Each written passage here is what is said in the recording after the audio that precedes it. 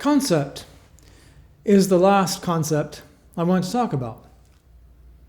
I'm using the term in a couple of different ways here. I've been using concept in these short lectures, the concept lectures, to describe a fundamental idea that supports a skill set. Now I'm using the term to describe the conceptual framing a director imposes on a pre-existing work of art. It's how the director envisions the play based on the director's own set of beliefs, values, attitudes, philosophies, ideology, style, and worldview. A director should not think that they are absolutely free to conceptualize a work of art entirely divorced from the playwright's own concept for the play.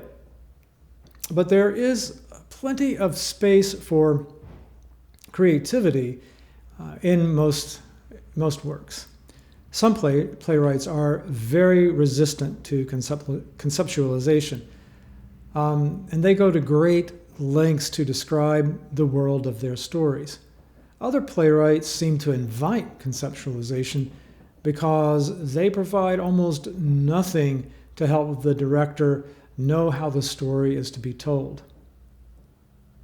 Most playwrights fall somewhere in between. Coming up with a concept for a play involves quite a bit of thought and introspection. In fact, a great deal of contemplation about your own way of seeing the world is a prerequisite for having a conceptual response to a play. So, how do you see the world? Do you see humanity as a virus spreading across the planet, infecting its fragile environment to the point of killing its host?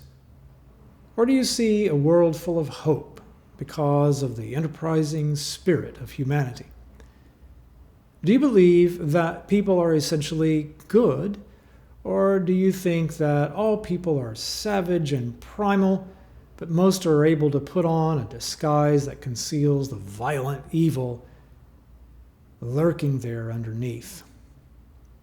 There are many questions such as this to consider, and it takes time, years even, to fully understand your own view of the world. It takes more than that, really. It takes careful consideration of wisdom literature, art, music, philosophy, religions, politics, science, history. All the corners of human thought have to be explored and have to be considered in relation to your own personal contextualities of influencers such as family, friends, location, language, and personality. Once you have a full understanding of your worldview, you are equipped to try to bring a concept to a play that you're going to direct. So, how do you find the right concept? I think it was Francis Hodge that recommended this process, but I've been following this advice for all my time as a director, and that's been a long time, and I'm not sure that I remember this correctly. But whoever it is this. First, read the play and then read it again.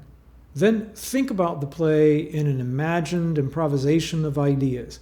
I think he called it a free flight of imagination. Allow yourself to play a kind of solitary brainstorm as you reject no idea and play with all of them with equal merit, as if they had equal merit. Then do the analysis. Sharpen your idea of what the play is about in terms of plot, character, subject, theme, style. And then begin to narrow your thoughts on how you want to see the play until you have created a world that serves the story and your own unique worldview. A word of caution. Do not impose your concept if your concept detracts from what the playwright has written.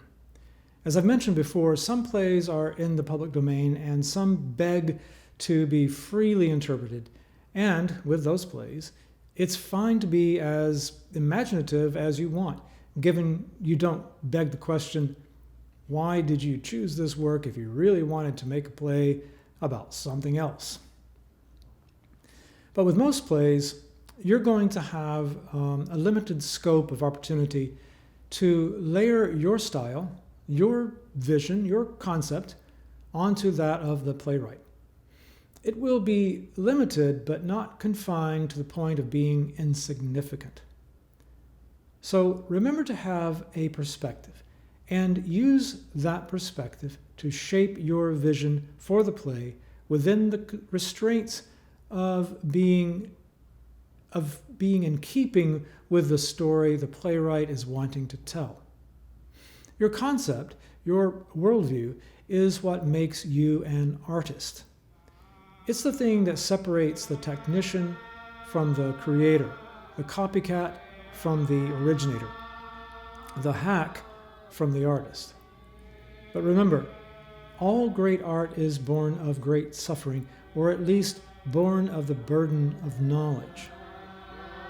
If you go that way, be prepared.